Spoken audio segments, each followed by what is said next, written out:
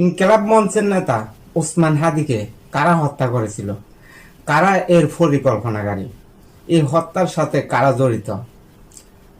2024 সালে June July August আন্দোলনে এই দেশ থেকে স্বৈরাচারকে বিতাড়িত করেছে বাংলাদেশের তৌহিদি জনতা।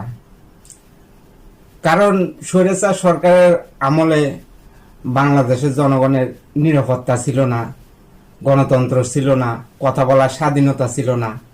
এই কারণে স্বৈরাচারকে বাংলাদেশের জনগণ বিতাড়িত করছে। এখন তো বাংলাদেশের জনগণের নিরাপত্তা থাকার কথা।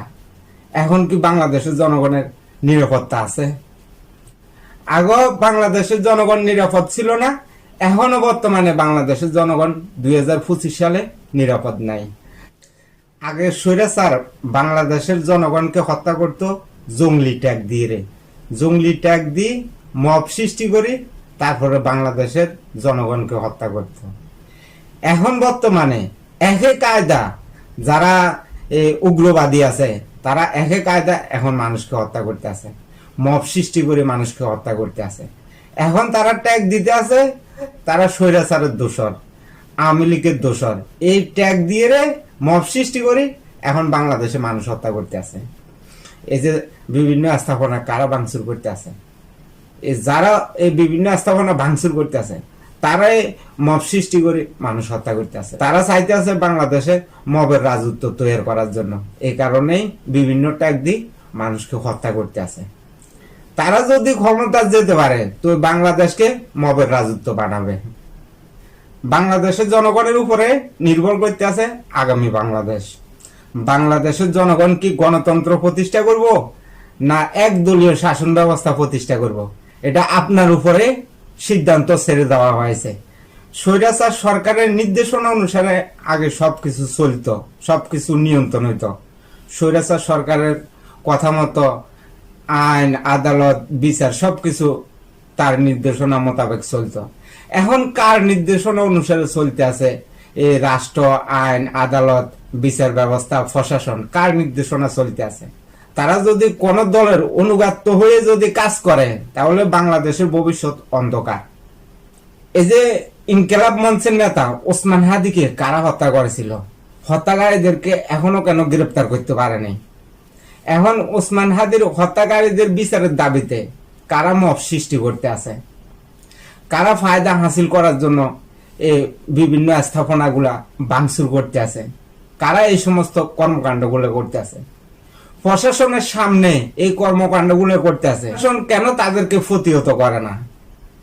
প্রশাসন এই কারণে তাদেরকে প্রতিহত করে না, প্রশাসনের সহযোগিতায় তারা এই মব সৃষ্টি করতে আছে, বিভিন্ন স্থাপনা ভাঙচুর করতে আছে। এই যে প্রথম আলো আর ডেইলি স্টারের অফিস কারা ভাঙচুর করছে, কারা ঢাকা 32 নম্বর ভাঙচুর করছে? বাংলাদেশের জনগণ মনে করছিল স্বৈরাচারকে যদি এই দেশ থেকে বিতাড়িত করা যায় তাহলে মনে হয় বাংলাদেশের জনগণ নিরাপদে থাকবো। এই কারণে স্বৈরাচারকে বিতাড়িত করছে। কিন্তু এখন দেখা যাইতেছে স্বৈরাচারের চেয়েও বড় স্বৈরাচার বাংলাদেশের জনগণের গাড়ির উপর উঠতে আছে। সব নমুনা দেখা যাইতেছে স্বৈরাচারের মতো। স্বৈরাচার যেভাবে মানুষকে ট্যাগ দিয়া মানুষকে ফিটিয়ে হত্যা করত, ঠিক একই কার্যক্রম এখন চলতে আছে, মানুষকে বিভিন্ন ট্যাগ দিয়া হত্যা করতে আছে। মমিন সিং বালুকা একজন হিন্দু ধর্মাবলম্বীকে ফিটিয়ে হত্যা করছে। কেন হত্যা করছে? সেই মহানবী হজরত মোহাম্মদ সাল্লাল্লাহু আলাইহি সাল্লামকে নিয়ে কটূক্তি করছে, এই কারণে তাকে হত্যা করছে তৌহিদি জনতা। আসলে কি তারা কি তৌহিদি জনতা?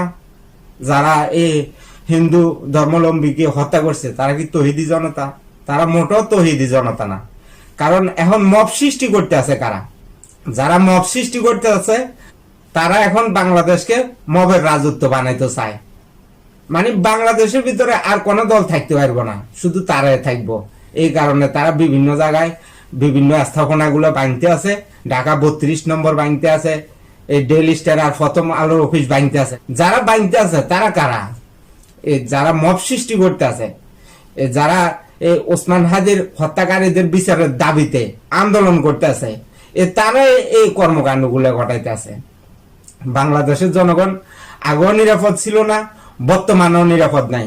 যদি 2026 সালে বাংলাদেশের জনগণ সঠিক সিদ্ধান্ত নিতে পারে তাহলে বাংলাদেশের জনগণ নিরাপদে থাকতে পারবে। আর নয়তো যদি সঠিক সিদ্ধান্ত না নিতে পারে, এখন যারা মব সৃষ্টি করতে আছে তারা যদি ক্ষমতা যায়, বাংলাদেশের জনগণকে বিভিন্ন ট্যাগ দিয়া আওয়ামী লীগ বানিয়ে তাদেরকে হত্যা করব। এই যে একজন হিন্দু ধর্মের মানুষকে আমাদের মহানবীকে কটূক্তি করেছে, এই কারণে তারা গণপিটুনি দিয়ে হত্যা করছে। মানে আমাদের মহানবীকে নিয়ে কটূক্তি করছে, এই কারণে মানে তৌহিদি জনতা যাইয়ে তারে গণপিটুনি দিয়ে হত্যা করছে। আসলে আমাদের ইসলাম ধর্মে কি এরকম আছে কাউকে গণপিটুনি দিয়ে হত্যা করা? দেশে আইন আছে, আদালত আছে, সে যদি কোনো অপরাধ করে থাকে তার বিচার হবে আইন আদালতের মাধ্যমে। আইন হাতে তুলে নিতে আছে কারা? যারা মব সৃষ্টি করতে আছে তারাই আইন হাতে তুলে নিতে আছে, বাংলাদেশের জনগণকে ভয়ভীতি দেখাইতে আছে। যেহেতু বাংলাদেশের জনগণ ভয়ভীতি পেয়ে তাদের দলে অংশগ্রহণ করে, তাদেরকে নির্বাচিত করে, এই কারণে তারা এই সমস্ত কর্মকাণ্ড করতে আছে। আসলে তারা মূলত হাদি হত্যাকারীদের বিচারের দাবিতে আন্দোলন করতে আছে না, তারা নিজের স্বার্থের জন্য আন্দোলন করতে আছে। তারা ক্ষমতার লোভে পড়ে আজকে বিভিন্ন স্থাপনাগুলো ভাঙচুর করতে আছে। তারা যদি ক্ষমতা আসতে পারে বাংলাদেশে আর কোন দলের অস্তিত্ব রাখবে না। তারা এই পরিকল্পনা হাতে নিয়ে বিভিন্ন কর্মকাণ্ডের মধ্যে তারা লিপ্ত হয়ে গেছে, বাংলাদেশের জনগণকে ভয়ভীতি দেখাইতে আছে। তো বাংলাদেশের জনগণকে 2026 সালের ফেব্রুয়ারি মাসের 12 তারিখে সঠিক সিদ্ধান্ত নিতে হবে। আপনাকে সিদ্ধান্ত নিতে হবে আপনি কাকে ভোট দিবেন। কাকে ভোট দিলে বাংলাদেশের জনগণ নিরাপদে থাকবে, বাংলাদেশ নিরাপদে থাকবে, গণতন্ত্র প্রতিষ্ঠা হবে, ন্যায় বিচার প্রতিষ্ঠা হবে, আপনাকে সিদ্ধান্ত নিতে হবে।